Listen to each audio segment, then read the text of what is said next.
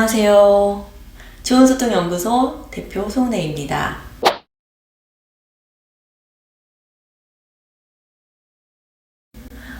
오늘 귀한 분을 자리에 모셨습니다.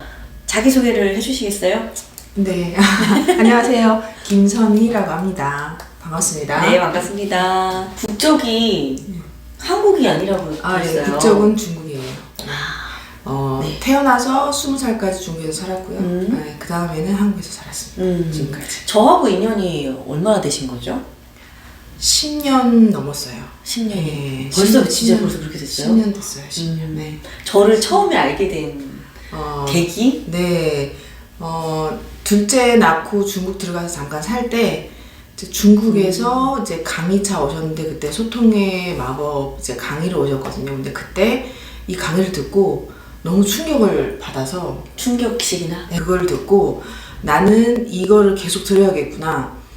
내가 이걸 안 들으면 나의 이 말투와 이 말을 언어의 대물림을 막 시켜주겠구나. 내가 끊어야겠구나라는 큰 결심을 하고 계속 이제 따라다니면서 졸졸 따라다니면서 배웠잖아요. 언어의 대물림이라는 단어를 쓰시니까 진짜 많은 사람들이 언어의 대물림에 대한 상처가 굉장히 많으시더라고요.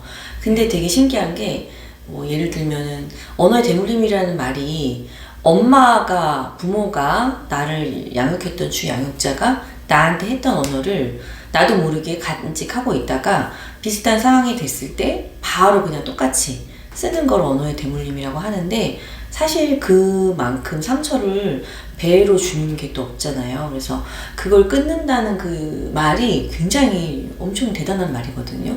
언어의 대물림 얘기가 나왔으니 네. 어떤 사례가 있는지 좀 얘기해 주실래요? 네. 그게 10년 전에 들었을 때는 내가 이런 맥락으로만 이해를 했지 실제 사례는 사실 기억이 잘 안 났어요. 근데 쭉 배우고 나서 제가 중국에 있을 때 어떤 얘기를 들었었냐면 우리 외할머니가 저희 집에 계실 때 우리 엄마한테 외삼촌 욕을 하면서 본인 아들이잖아요. 외삼촌 욕을 하면서 뭐가 이렇게 감정에 이제 북받처럼 화가 나 있어서 뭐라고 했냐면 내가 쟤를 낳고 밟아 죽였어야 돼 이렇게 얘기를 했는데 제가 그 말에 충격을 받았어요. 왜냐면 우리 엄마도 이런 말을 듣고 자랐겠구나. 그럼 나도 그런 말을 듣고 자랐겠구나라고 막 소름이 끼쳤어요. 기억은 안 나는데. 네, 기억 안 나는데 근데 그 이후로 제가 하는 말을 자꾸 돌이켜보게 되더라고요. 근데 얼떨결에 이게 뭔가 이런 뉘앙스의 말이 튀어나가요. 그러면 그때 자각을 하면서 이제 좀 사과를 한다던가 이렇게 많이 변했죠. 그래서 제가 끊으려고 많이 노력을 했습니다. 실제로 강연을 다녀보면 예를 들어서 이제 아무리 좋은 고급스러운 교육을 받았다 하더라도 화가 난 상태를 우리 PT에서는 감정의 홍수 상태라는 용어가 따로 있는데 화가 난 상태에 이렇게 처하다 보면 사람들이 우리 모국어라고 막 얘기하잖아요. 욕할 때 모국어라고 말하는 것처럼 내 안에 그러니까 있다는 얘기는 들었다는 얘기거든요. 들었던 말이 툭 하고 나오는 경험을 아마 모든 사람이 다 했을 거예요. 모든 사람이 다 했을 건데 이것만 끊어낸다고 해도 정말 소통이 굉장히 수월해질 수 있거든요.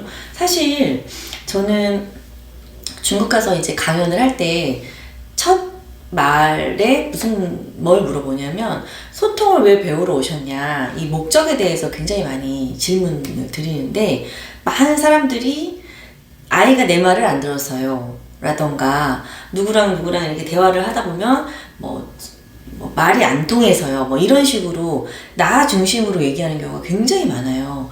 그런데 어떤 문제 인식은 하고 있으나 어떻게 해야 될지 모르겠으니까 이제 배우러 오신 건데 중요한 거는 소통을 배우실 때 배우는 목적이 딱 하나가 되셔야 되거든요. 그건 뭐냐면 관계를 좋게 하기 위해서 소통을 배우셔야 합니다. 그래서 소통을 배우는 목적부터 좀 분명하게 근본적인 것에 다가가 있지 않으면 우리가 소통 배울 때 굉장히 기술적으로만 배우게 되고 뭔가 이렇게 속 시원하지 않은 기교적인 부분만 하다 보면 모든 케이스가 다 다르기 때문에 그 케이스대로 로봇처럼 그렇게 할 수도 없기 때문에 그런 부분이 굉장히 중요하더라고요. 그래서 언어의 대물림을 끊는다고 얘기해 주신 게 정말 굉장히 인상적이거든요. 그거부터가 되게 중요한 거고 사실 우리가 나처럼은 애가 안 살았으면 좋겠다라는 부모 얘기를 정말 많이 들었는데 그거의 첫걸음이기도 해요. 그 대물림을 끊는다는 거를 내가 인지가 되어 있어야 그 다음이 될 수 있거든요. 그래서 오늘 카톡에 오늘 그 얘기를 나눠주셔서 너무 감사하고요. 그러면은 그 다음에 이제